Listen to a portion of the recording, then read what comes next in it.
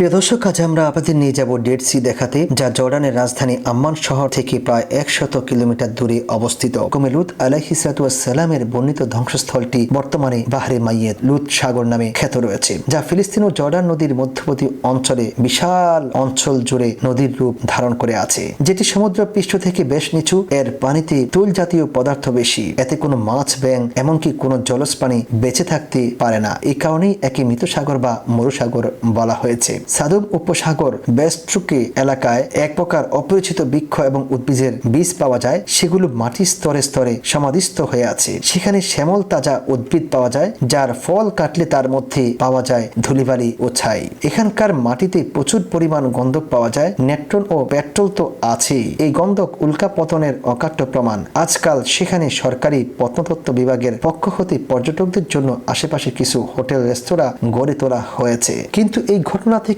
শিক্ষা হাসিলের জন্য কোরআনী তথ্যাদি উপস্থাপন করে বিভিন্ন ভাষায় উক্ত ঘটনা লিপিবদ্ধ করে তা থেকে উপদেশ গ্রহণের জন্য পর্যটকদের দৃষ্টি আকর্ষণ করাই হতো সবচাইতে জরুরি বিষয়। আজকের এইডস আক্রান্ত বিশ্বের নফরমান রাষ্ট্রনেতা, সমাজপতি এবং বিলাসী ধনিক শ্রেণী তা থেকে শিক্ষা গ্রহণ করতে সক্ষম হতো, কেননা এগুলি মূলত মানুষের জন্য শিক্ষাস্থল হিসাবে আল্লাহ সুবহানাহু ওয়া তাআলা কর্তৃক নির্ধারিত হয়েছে। যেমনটা আল্লাহ সুবহানাহু ওয়া তাআলা পবিত্র কোরআনুল কারীমে সূরা হিজরের 75 থেকে 77 নম্বর আয়াতে তিনি উল্লেখ করেছেন, নিশ্চয়ই এতে নিদর্শন রয়েছে চিন্তাশীলদের জন্য এবং বিশ্ববাসীর জন্য।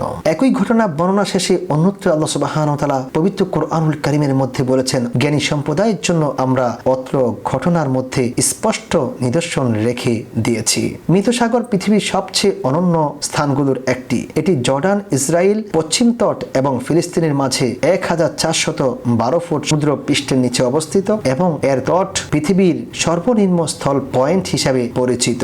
মৃত সাগরের পানি অত্যন্ত লবণাক্ত, যার ফলে এখানে অধিকাংশ প্রাণী উদ্ভিদ জীবন ধারণ করতে পারে না। তবে এটি প্রতি বছর হাজার হাজার পর্যটকের কাছে একটি জনপ্রিয় স্বাস্থ্য থেরাপি কেন্দ্র হিসাবে পরিচিত হয়েছে। মৃত সাগর হাজার হাজার বছর ধরে বিশ্রাম ও চিকিৎসার জন্য ব্যবহৃত হয়ে আসছে। ইতিহাসে হেরোড দ্য গ্রেটও এই পানির স্বাস্থ্য উপকারিতা গ্রহণ করেছিলেন। মৃত সাগরের পানি বিশেষ করে সাবান এবং প্রসাধনীর জন্য ব্যবহৃত হয়। মৃত সাগর একটি গুরুত্বপূর্ণ ঐতিহাসিক স্থানও। 1940 থেকে 50-এর দশকে মৃত সাগরের উত্তর পশ্চিম তটের কাছাকাছি গুহায় পাওয়া গিয়েছিল ডেড সি স্ক্রোলস, যা খ্রিস্টান ও ইহুদি ধর্মের জন্য গুরুত্বপূর্ণ ধর্মীয় গ্রন্থ।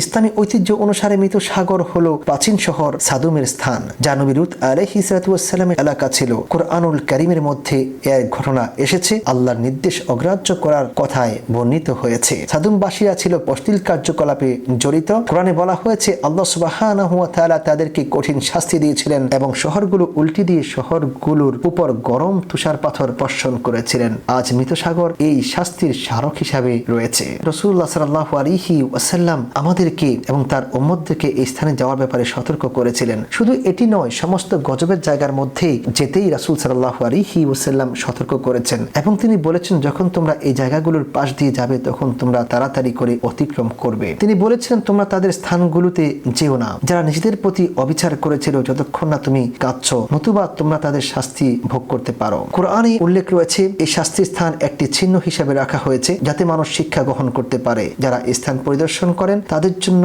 নবী লূত আলাইহিসসালামের শিক্ষা, তার ন্যায়পরায়ণতা স্মরণ করা গুরুত্বপূর্ণ। আজ আমরা আপনাদেরকে দেখাচ্ছি জর্ডানে অবস্থিত ডেড সি। ডেড সির এক পাশে রয়েছে ইসরায়েল, আরেক পাশে রয়েছে জর্ডান, মধ্যখানে রয়েছে ডেড সি এবং ডেড সির পানি সহ আশেপাশের এলাকাগুলো আমরা ঘুরে ঘুরে আপনাদেরকে দেখানোর চেষ্টা করছি। আপনারা যারা জর্ডান সফরে আসবেন অবশ্যই আপনারা ডেড সি এবং মৃত সাগর সফর করবেন। এখানে থাকা লূত আলাইহিসসালামের স্ত্রীর যে মূর্তি পাহাড়ের মধ্যে বিদ্যমান রয়েছে তা দেখবেন। আল্লাহ রাব্বুল আলামিন আমাদের সকলকে নবী লূত আলাইহিসসালামের ঘটনা থেকে শিক্ষা গ্রহণ করে ইসলাম, কোরআন ও হাদিসের পথে নিজের জীবনকে পরিচালনা করার তৌফিক দান করুন, আমিন।